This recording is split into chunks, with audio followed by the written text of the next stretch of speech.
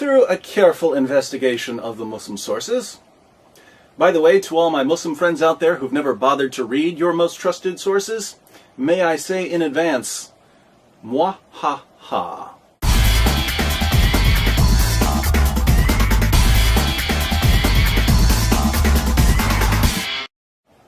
Okay, I've been through the Quran, the Hadith, and the Sirah literature, and I think I've solved the mystery of Muhammad's death. It's actually pretty straightforward. The Muslim sources tell us that Muhammad was poisoned. So to figure out who killed Muhammad, we just need to do a little profiling. The main difficulty we face is that lots of people wanted to kill Muhammad. The pagans wanted to kill him for conquering their cities, smashing their idols, slaughtering their men, raping their women, and enslaving their children. Jews wanted to kill him for seizing their land, destroying their communities, slaughtering their men, raping their women, and enslaving their children. Christians wanted to kill him for threatening to conquer them. Men wanted to kill him, women wanted to kill him, old people wanted to kill him, young people wanted to kill him. Muhammad made a lot of enemies. Fortunately, we can narrow down our list of suspects by ruling out people who would have killed Muhammad in some way other than poisoning. Certain killers like to strangle their victims. They're not going to use poison. Some people prefer knives. Some people set fires. Some people push their victims off cliffs. Interestingly, the Quran tells us how Allah would have killed Muhammad. We find Allah's MO, his preferred method of executing prophets, in Surah 69, verses 44 through 46. According to the Quran, if Muhammad were to invent a false revelation, if he were to make up verses of the Quran, Allah would kill him by severing his aorta. Let's look at 4 translations of verses 44 through 46, along with a commentary, so we can get a clear idea of what the passage is saying. The Haleli Khan translation reads, "And if he, Muhammad, had forged a false saying concerning us, we surely should have seized him by his right hand, or with power and might, and then certainly should have cut off his life artery." And in parentheses, the translators add, aorta. The Pickthall translation declares, "And if he had invented false sayings concerning us, we assuredly had taken him by the right hand and then severed his life artery." Daud's translation reads, "Had he invented lies concerning us, we would have seized him by the right hand and severed his heart's vein." M.H. Shakir renders these verses, "And if he had fabricated against us some of the sayings, we would certainly have seized him by the right hand, then we would certainly have cut off his aorta." Just so we're clear on the meaning, and no one accuses me of misrepresenting the passage, let me read one of the greatest Muslim commentaries on these verses. This is Tafsir Jalalain. "And had he, namely the Prophet, fabricated any lies against us by communicating from us that which we have not said, we would have assuredly seized him. We would have exacted vengeance against him as punishment by the right hand, by our strength and power. Then we would have assuredly severed his life artery, the aorta of the heart, a vein that connects with it, and which, if severed, results in that person's death." So if Muhammad had been a false prophet and a liar and a deceiver, we know how Allah would have killed him. Allah would have cut his aorta. As long as no one severs Muhammad's aorta, then we can rule out Allah as a suspect. I didn't do it. Just because the blood was in my hand doesn't mean I stabbed the man. Now that we've got our strategy, let's turn to the Muslim sources so we can put together our profile. According to Sahih al-Bukhari, Sahih Muslim, and other texts, Muhammad was poisoned by a Jewish woman. Sahih al-Bukhari 26:17. A Jewess brought a poisoned cooked sheep for the Prophet, who ate from it. She was brought to the Prophet and was asked, "Shall we kill her?" He said, "No." Anas added, "I continued to see the effect of the poison on the palate of the mouth of Allah's Messenger." People could see the effect of the poison in Muhammad's mouth. The poison apparently disfigured his palate, making his mouth look strange. Sahih Muslim 54:30. A Jewess came to Allah's Messenger with poisoned mutton, and he took of what had been brought to him. When the effects of this poison were felt by him, he called for her and asked her about that. Whereupon she said, I had determined to kill you. Thereupon he said, Allah will never give you the power to do it. Muhammad tells this woman, Allah will never allow you to kill me. I guess Muhammad didn't know Allah very well, because the poison ultimately did kill him. In case you're wondering why this woman wanted to poison Muhammad, she tells us in Ibn Sa'd. The apostle of Allah sent for Zainab bint al-Harith, that's the woman who poisoned him, and said to her, what induced you to do what you have done?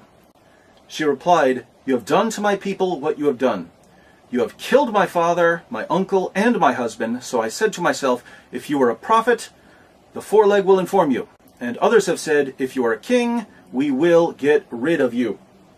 The woman poisoned Muhammad because he slaughtered her family.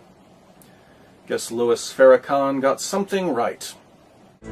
But as a man soweth, the same shall he also reap. And that's why Jesus told Peter, sheathe your sword, because those who live by the sword will die by it. But there's a plot twist here, my friends. You see, Zainab didn't act alone. She had a co-conspirator, someone working behind the scenes, pulling the strings. Sahih Bukhari, 44:28. The Prophet, in his ailment in which he died, used to say, O Aisha, I still feel the pain caused by the food I ate at Khaybar. And at this time, I feel as if my aorta is being cut from that poison.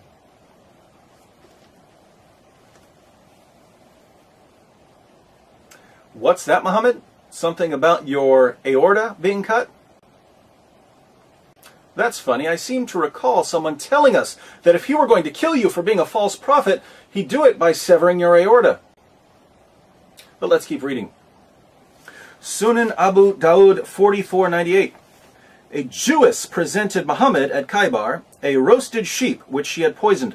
The apostle of Allah ate of it, and the people also ate. He then said, lift your hands from eating, for it has informed me that it is poisoned. Bishr bin al-Bara bin Marur al-Ansari died.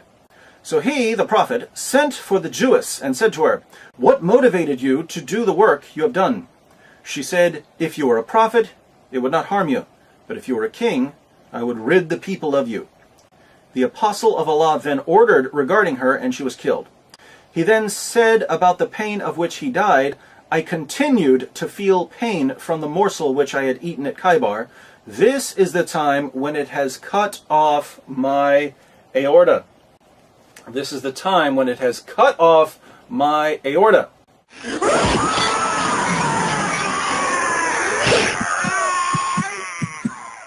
Didn't someone tell us in the Quran that he would kill Muhammad by cutting his aorta?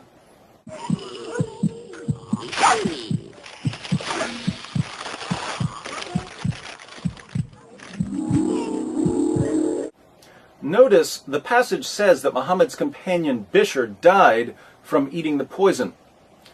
Interestingly, before Bishr died, he told Muhammad that as soon as he put the lamb in his mouth, he could taste the poison. But he ate it anyway because he saw Muhammad eating it.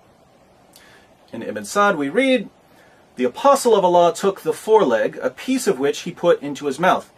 Bishr ibn al-Bara took another bone and put it into his mouth. When the apostle of Allah ate one morsel of it, Bishr ate his, and other people also ate from it. Then the apostle of Allah said, hold back your hands, because this foreleg has informed me that it is poisoned. Thereupon Bishr said, by him who hath made you great, I discovered it from the morsel I took. Nothing prevented me from spitting it out, but the idea that I did not like to make your food unrelishing. When you had eaten what was in your mouth, I did not like to save my life after yours, and I also thought you would not have eaten it if there was something wrong. Bishr did not rise from his seat, but his color changed to that of a green cloth. Bishr died because he trusted Muhammad. Muhammad died too. His pain and sickness just lasted much longer. In Sunan Abu Dawud, Muhammad even described his pain to Bishr's mother. Bishr said to the Prophet, during the sickness of which he died, what do you think about your illness, apostle of Allah? I do not think about the illness of my son except the poisoned sheep of which he had eaten with you at Khaybar. The Prophet said, and I do not think about my illness except that. This is the time when it cut off my aorta. There's that aorta again. Tabari, page 124, the messenger of God said during the illness from which he died, the mother of Bishr bin al-Bara had come to visit him. Bishr, at this very moment I feel my aorta being severed because of the food I ate with your son at Khaybar. Okay, Muhammad, we get the point about the severed aorta. According to Aisha, Muhammad was in total agony before his death.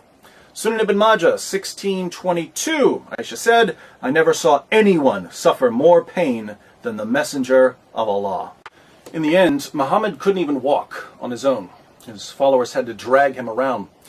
Sahih al-Bukhari 2588, Aisha said, when the Prophet became sick and his condition became serious, he requested his wives to allow him to be treated in my house, and they allowed him. He came out leaning on two men while his feet were dragging on the ground.